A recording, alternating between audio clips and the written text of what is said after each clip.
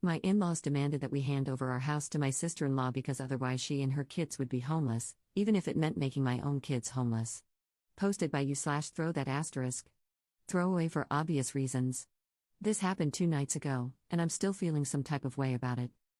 Background: my 30F husband, 32M, has a younger sister, 25F, who is currently going through a divorce with 4 children.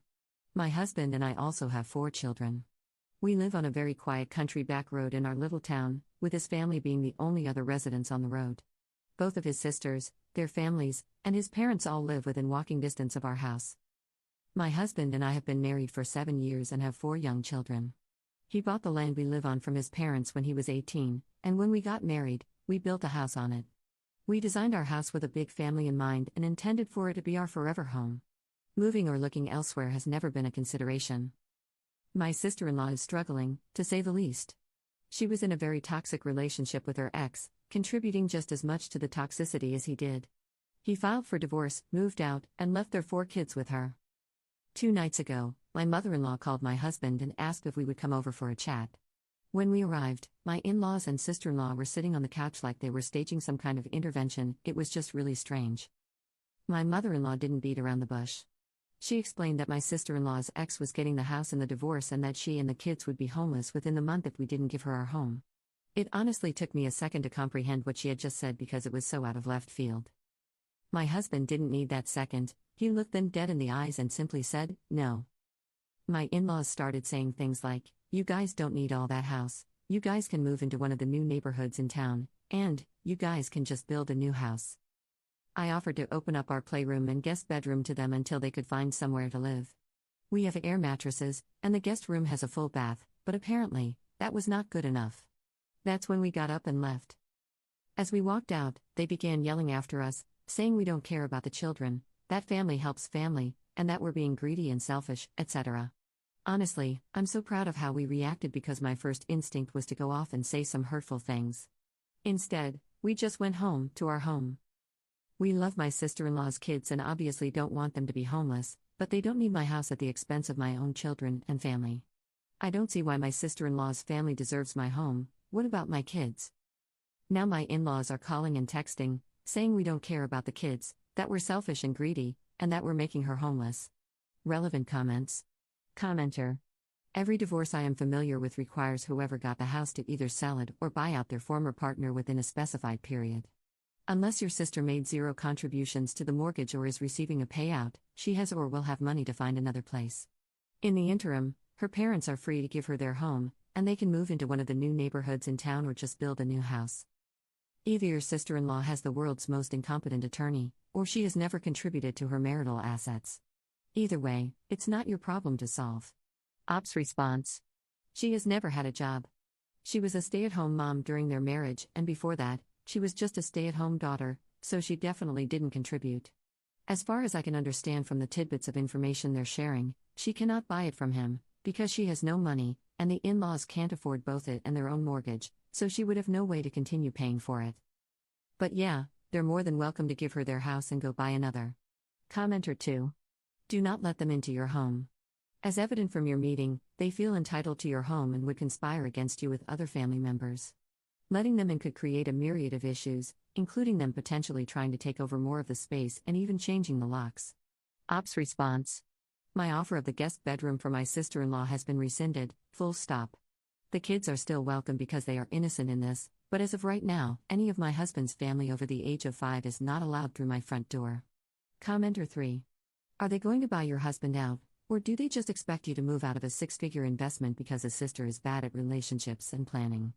Ops response. There was no offer to buy it or pay the mortgage, it was literally presented as us handing over the house and just going somewhere else. Neither my husband nor I thought there would be any compensation for it, we would still be expected to pay for it. Commenter 4. How is the ex getting the house if she's the one with the kids? Assuming they're his kids, that is. Ops response. The house is his, bought and paid for by him, without her contributing a cent, so that definitely factors in. But from my understanding, she can't buy him out because she has no money, and the in-laws can't or won't buy him out either. I'm also understanding that he is paying quite a pretty penny in child support, so I don't think she would get the house paid for by him and child support. She may have had to pick one or the other, and I can say with certainty that she would choose child support money. Update 6 days later. Putting this here because it wouldn't let me update the post body. So, as many of you, and myself, thought, my sister-in-law was lying about a lot. I'm not going to go into too much detail because it's seriously years' worth of lies, but my husband and I call the ex-brother-in-law, and we 100% fully believe everything he told us. He has no reason to lie to us and repeatedly said he just wants what's best for his kids, and is trying his best not to do anything that could possibly harm him in court. She lied about him getting the house, lied about how much she was going to get in child support, and lied about how often she would have her children. Something else that came out is that her oldest child isn't even her ex's. Just so many lies. We feel incredibly stupid, deceived, and disgusted, to be honest. We told my in-laws everything he had said, and they were upset to find out she had been lying, but they kind of doubled down, saying, she must have had a good reason, she's backed into a corner, she's really going through a tough time, and a bunch of other BS. My sister-in-law was called and asked to join us. She, of course, took zero accountability for the lying and sneaking and instead screamed at us about how gross we were for going behind her back to her ex, how she would never trust us again because we betrayed her. She also let us know that she was asking for our house because she truly felt like we had actually built it for her. Our kids' rooms were how she would have designed them herself. She would love to cook in my kitchen. She loves my bathroom layout, basically. Everything about my house is how she would have built it herself, and she thinks I must have somehow known she would need a home in the future. At that point, I was just done, and so was my husband. You can't argue with backcrap crazy. We left to a whole lot of screaming about no longer being family and not expecting to see them again. Honestly, I think never seeing them again is the only way to go from here. It's been a crazy few days since then. We hired a friend of my husband's to put up a privacy fence around our entire property and added extra cameras to our security system. We also have a good family friend, a friend of our family, not my husband's, on the police force and let him know the situation, so he knows if he gets a call from us, it's serious.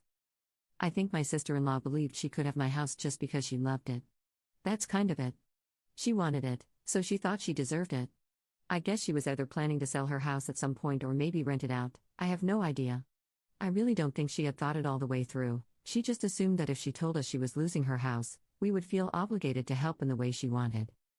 So, I hope this clears up some questions. I know I feel at peace with the situation. My husband has been grieving a bit. He's sad that his parents have chosen a liar over a man who has done everything for his family, never hesitated to help, and has only ever been a doting son, but I think this is for the best. They don't treat him the way he deserves, and I'm glad to be rid of them.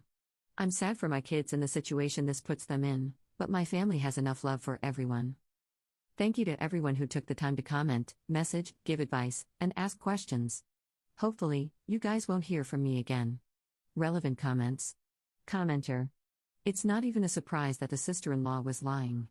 When Op said her ex-brother-in-law would have gotten the house in the divorce and that the kids would be homeless, that should have been an eye-opener because, unless there's proof of neglect or abuse of any kind, family courts wouldn't send children to stay with a parent facing homelessness. I can't believe the in-laws bought into their daughter's lies. The only true victim here is the oldest of the sister-in-law's kids since he or she is a product of her infidelity, and it sounds like the ex-brother-in-law, understandably, is angry about that. Commenter 2. The sister-in-law is the golden child, that's how.